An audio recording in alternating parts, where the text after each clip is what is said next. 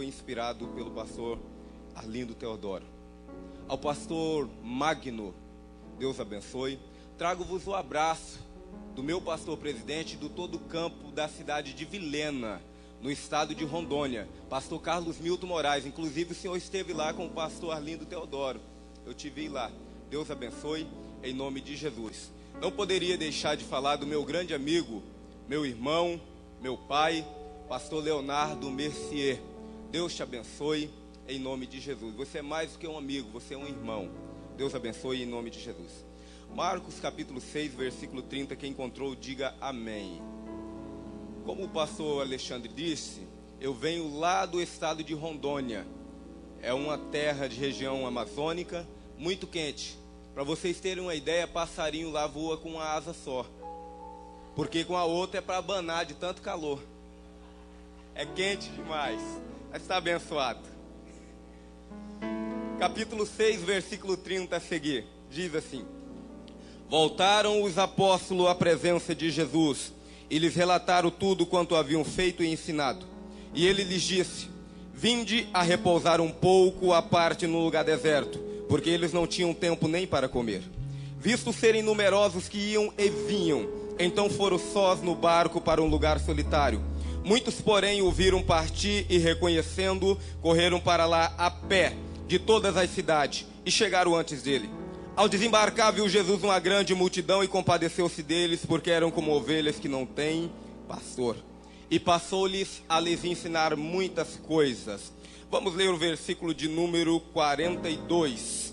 Todos comeram e se fartaram. Agora, para nós finalizarmos a leitura, 47 e 48.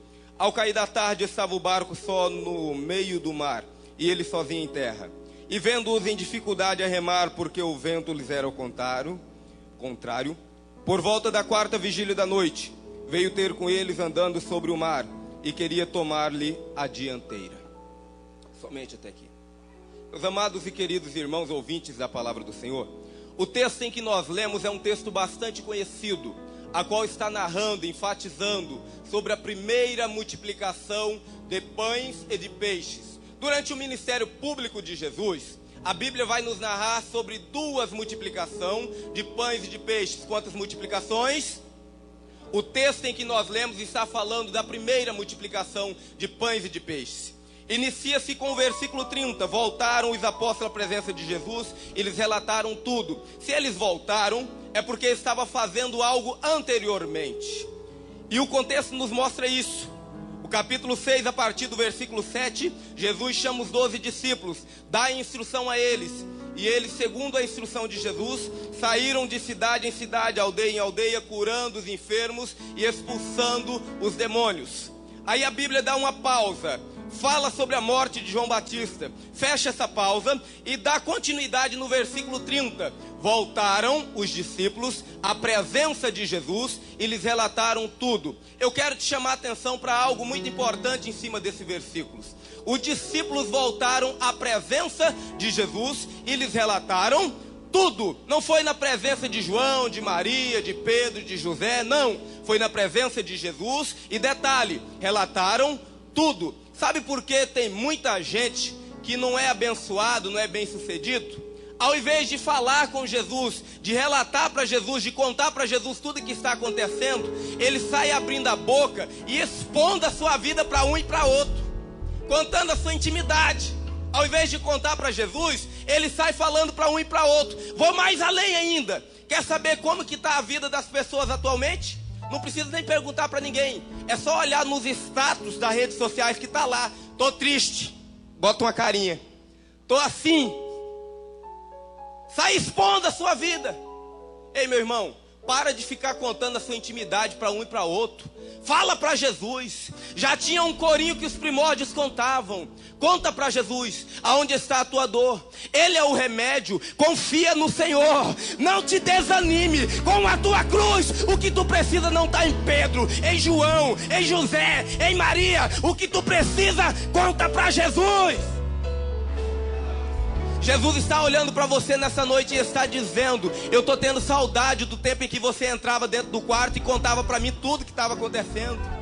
Jesus está falando: eu tenho saudade do tempo que você subia ao monte e ficava horas e horas falando comigo. Eu estou tendo saudade do tempo que dobrava o joelho e contava tudo para mim. Hoje você está contando mais para suas amigas. Hoje está contando mais da tua vida para os seus amigos, para os seus parentes. E comigo não está contando. Jesus está tendo saudade desse tempo. Relataram tudo quanto haviam feito e ensinado. Aí Jesus chamou: vinde para um lugar deserto e descansai um pouco. Parece que não, mas Jesus dá uma exortação aos discípulos, porque o texto vai dizer que eles não tinham tempo nem para comer. Não tinham tempo nem para comer. Jesus deu uma exortação aos discípulos. E aqui nós aprendemos algo profundo nesse texto. Você já observou que tem gente que é só trabalho, trabalho, trabalho, trabalho e não tem tempo para Deus?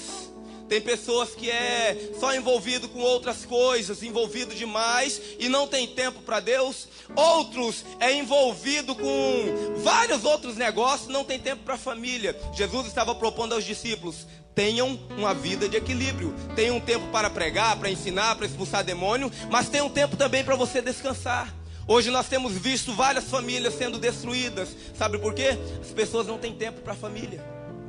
Tem vários ministérios, pessoas que têm ministério e têm enterrado. Sabe por quê? Não tem tempo de prestar a sua devoção a Deus. Jesus é como se ele estivesse dizendo para os discípulos: tem um tempo para pregar, para ensinar, mas tem um tempo também para descansar. Tem um tempo para estar na igreja, mas tenha tempo também para estar com a sua família. Jesus estava propondo para os discípulos uma vida de equilíbrio. A Bíblia Sagrada nos diz, no livro de Eclesiastes, no capítulo de número 3, há um tempo para todo propósito debaixo dos céus.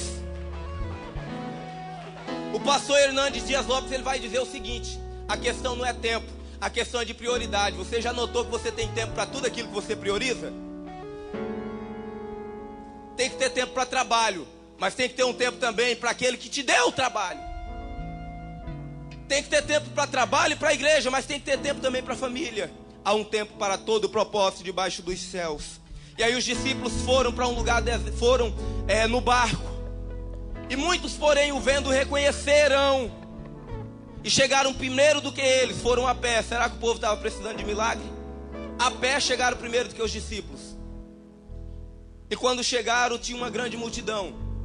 Aí o texto vai dizer, versículo 34: ao desembarcar, viu Jesus uma grande multidão e compadeceu-se deles, e passou-lhes a ensinar muitas coisas. Algumas traduções falam: passou-lhes a ensinar tudo, porque eram como ovelhas que não têm. Porque eram como ovelhas que não têm. Presta atenção. Se Jesus passou a lhes ensinar muitas coisas, porque eram como ovelhas que não têm pastor, sabe o que nós aprendemos? Uma igreja que não tem ensino, uma igreja que não tem compromisso com a palavra, é uma igreja que não tem pastor. A palavra que cura, a palavra que liberta, a palavra que transforma, a palavra que traz avivamento, é pelo poder da palavra de Deus. A Bíblia Sagrada nos diz, no livro dos Salmos, capítulo 1, verso 1: bem-aventurado o varão que não anda segundo o conselho dos ímpios, nem se detém no caminho dos pecadores, nem se assenta na roda dos escarnecedores, porém tem o seu prazer na lei do Senhor, e nela medita de dia e de noite. Salmo de número 119, verso de número 11: guardo a tua palavra no meu coração, para mim não pecar contra ti. Salmo de número 119, verso de número 105: lâmpada para meus pés e luz para os meus caminhos é a tua palavra. A Bíblia nos diz no Evangelho de João, capítulo 8, versículo de número 32: e conhecereis a verdade, e a verdade vos libertará. Evangelho de João, capítulo 1, versículo de número 16: e não me envergonho do Evangelho de Cristo, pois é poder de Deus para a salvação. Tiago, capítulo de número 1, versículo de número 22: não sejais simplesmente ouvintes, mas sejais também praticantes da palavra. A Bíblia Sagrada nos diz, prepara para dar glória a Deus, no livro de Romanos, capítulo de número 10, versículo de número 17: de certo que a fé vem pelo ouvir, e o ouvir pela palavra de Deus. Levante a mão e glorifique, porque enquanto você está ouvindo a palavra sendo pregada, Deus está aumentando a tua fé, Deus está gerando fé no teu coração. É pela palavra, é pela palavra. Deixa eu ver quem ama a palavra de Deus, deixa eu ver quem ama a palavra de Deus, deixa eu ver quem ama a palavra de Deus. Meu Deus, meu Deus, meu Deus, meu Deus, é pela palavra. Dá glória, pular na hora que canta o corinho de fogo, é fácil. Agora eu quero ver glorificar na hora da palavra.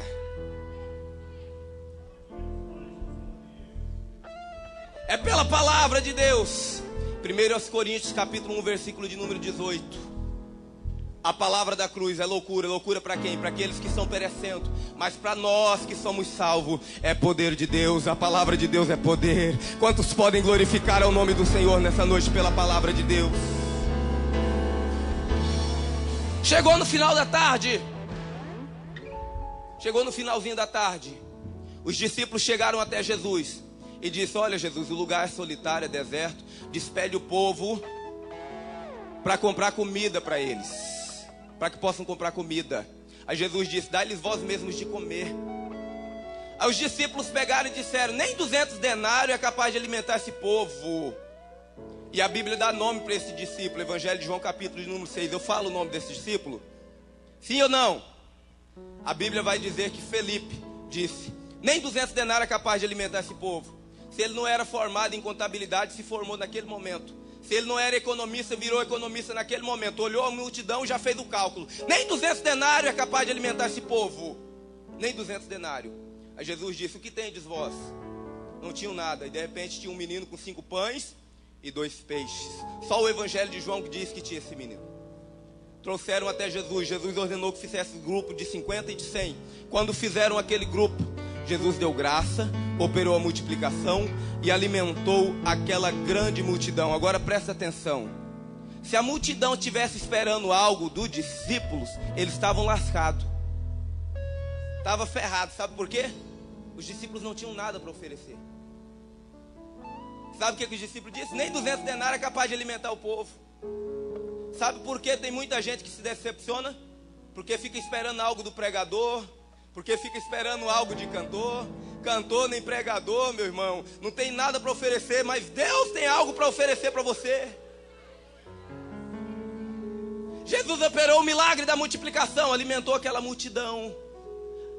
A multidão chegou até a pessoa certa no momento certo. Foram até a pessoa de Jesus. O versículo que nós lemos de número 42 diz que todos comeram e se fartaram. Com Jesus não tem miséria, não tinha negócio de pedacinho para um, pedacinho para outro. Jesus estava falando: quer comer, meu filho? Come. Na casa do Pai tem fartura. Chegaram até a pessoa de Jesus. Jesus operou o milagre da multidão, da multiplicação, e alimentou a multidão. Presta atenção e prepara para dar glória a Deus. Jesus operou o milagre da multiplicação e alimentou aquela multidão. Quem vai até Jesus, de maneira nenhuma volta de mãos abanando.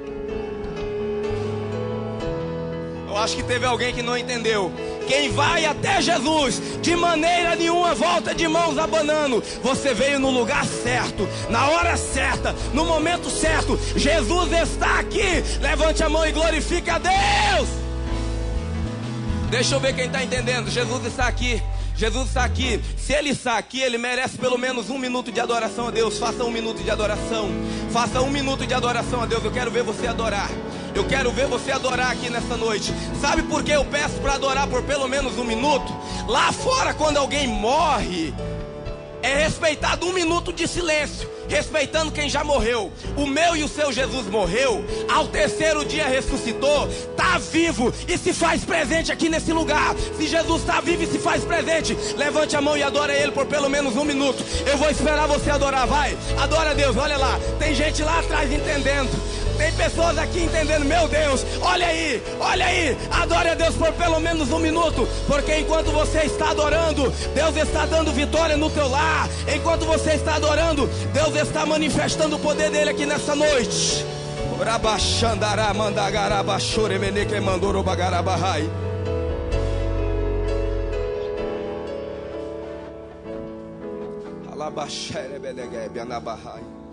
Jesus operou o milagre da multiplicação. Presta atenção no que eu vou te falar.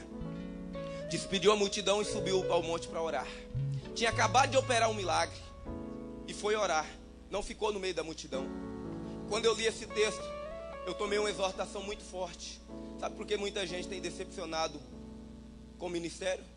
Porque ele fica no meio da multidão ao invés de orar. Jesus, ele foi orar ao invés de ficar no meio da multidão. Multidão é bom, mas multidão é perigoso. O homem é sensível a muitos elogios. A Bíblia Sagrada nos diz, no livro de Gênesis, capítulo de número 11, versículo de número 4, onde tinha um grupo de pessoas que estavam construindo uma torre. E o texto vai nos dizer assim, Gênesis 11, 4: vinde e edificamos uma torre, cujo topo chega até os céus, para que o nosso nome torne célebre. Em uma tradução fala, o nosso nome torne-se famoso. O problema não era construir a torre, mas o problema está no versículo 4, para que o nosso nome torne-se famoso. Sabe qual é o problema de muita gente que prega, que canta? Porque ele não prega para ganhar alma, prega para se tornar famoso. Sabe o problema de muita gente que canta por aí? Estremece púlpitos. O problema é que canta, não é para ganhar almas para Jesus ou para glorificar o nome do Senhor, mas é para promover o seu próprio nome. Ao invés de ficar no meio da multidão, pega o exemplo de Jesus, sobe ao monte, entra dentro do quarto, ora a Deus, adora a Deus. Multidão é bom, mas multidão é perigoso. Jesus foi orar. Jesus foi orar. E os discípulos estavam no barco. E quando os discípulos estavam no barco, diz o texto que eles estavam no meio, remando em dificuldade, porque o vento lhes era ao contrário. Você já observou que no meio vem grandes dificuldades, dá vontade de desistir, começa a pregar com aquele vigor. Quando chega no meio do ministério, dá vontade de jogar o ministério para o ar. No início do casamento, meu bem para lá, meu bem para cá. Quando chega no meio, quando assume qualquer departamento na igreja, pega com aquele vigor. Quando chega no meio, me arrependi de ter pegado esse departamento.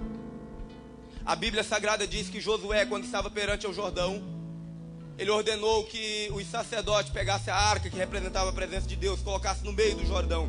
Quando os sacerdotes colocaram a arca, o Jordão se abriu e atravessaram o Jordão a pés enxutos. No meio vem dificuldade, mas no meio a presença de Deus também é manifesta.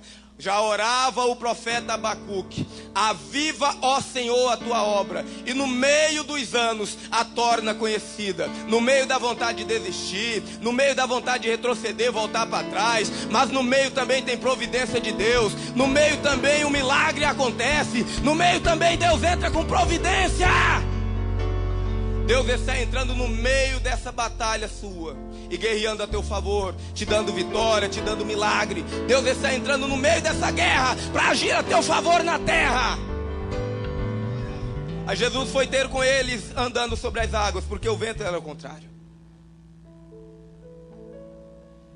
E quando Jesus foi andando sobre as águas, os discípulos olharam, não o reconheceram, disse da seguinte forma: é um fantasma. Você já observou quando a gente está numa tribulação terrível, num momento de grande dificuldade, que chega um milagre, a tendência nossa é não acreditar? Foi o que aconteceu com os discípulos.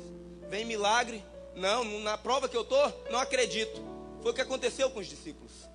Jesus, numa hora dessa, não, é um fantasma. Aí Jesus disse: não temas, sou eu. Essa palavra sou eu de trás para frente quer dizer: eu sou. Já não era mais Jesus como homem, mas era o próprio Deus agindo a favor deles. Era o próprio Deus agindo a favor dos discípulos. Pedro disse: já que é tu, então ordena que eu vá até ti. Então vem, Pedro. Pedro foi andando, olhando a força do vento, começou a submergir. Aí Jesus estendeu as mãos e restituiu Pedro de volta ao barco. Quando nós desviamos do foco, que é Cristo, nós começamos a afundar. Mas Cristo teve misericórdia. Sabe por que nós não somos consumidos? Por causa das misericórdias de Deus, que se renova todos os dias. A palavra misericórdias, lá no livro de Lamentações 3:22, diz que é a causa de nós não sermos consumidos. Misericórdias está no plural. E no texto original a palavra ali é traduzida por reserde, porque o português não expressa corretamente. Reserde quer dizer um ato contínuo, ou seja, Deus, ele teve misericórdia do homem no passado. Deus, ele tem misericórdia do homem no presente. E Deus, ele continua tendo misericórdia do homem no futuro. Deus perdoou o homem no passado. Deus perdoou o homem no presente. E continua perdoando o homem, porque as misericórdias dele não têm fim. Eu peço para que vocês se coloquem de pé. Eu vou finalizar. A Bíblia diz que tinha um vento ao contrário. Aquele vento se acalmou. Jesus acalmou aquele vento. Do outro lado, aconteceu vários milagres.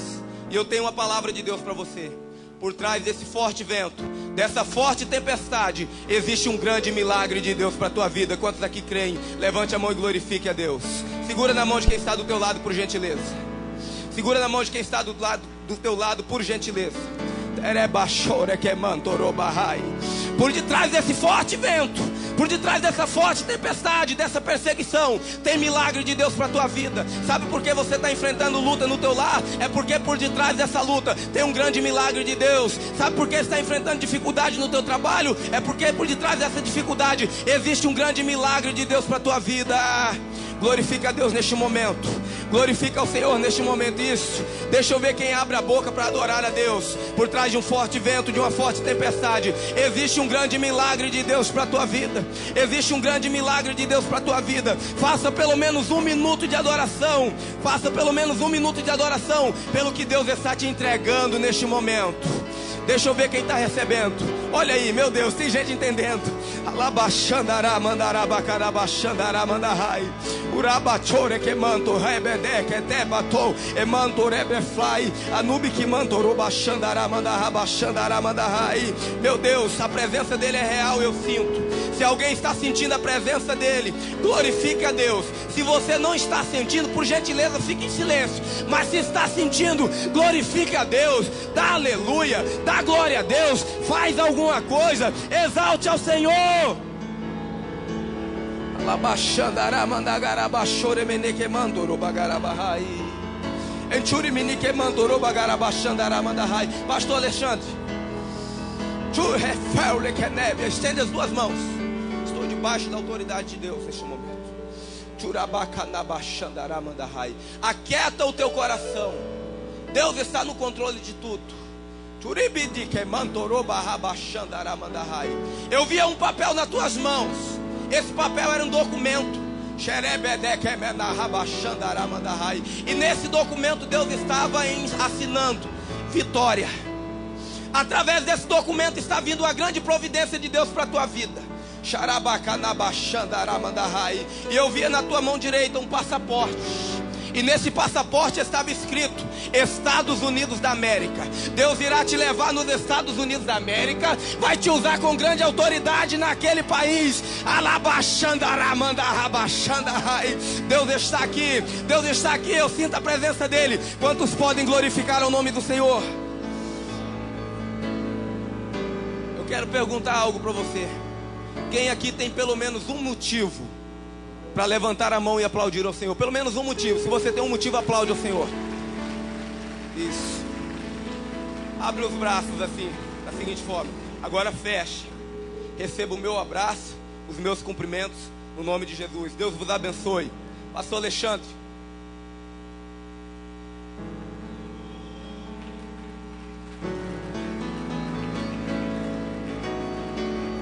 Deus usa. Só eu e Deus sabe o que Ele falou aqui.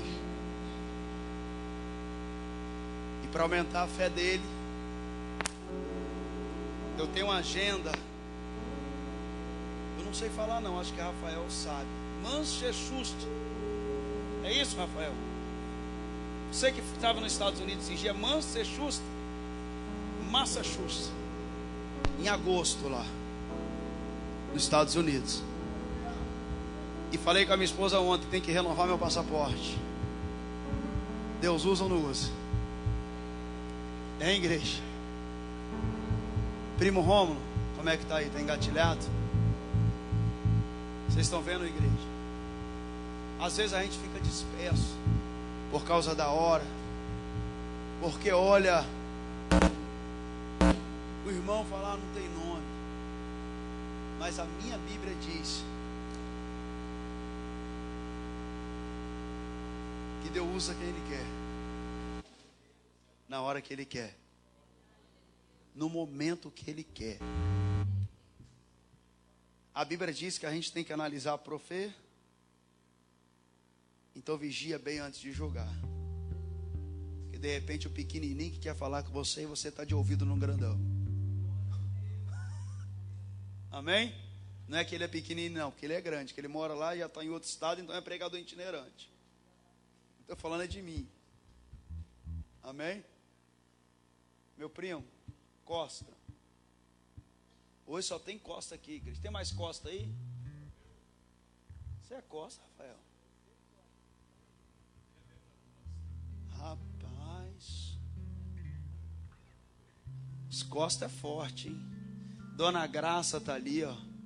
Quem quiser a marmitinha, comer uma marmita maravilhosa, está ali.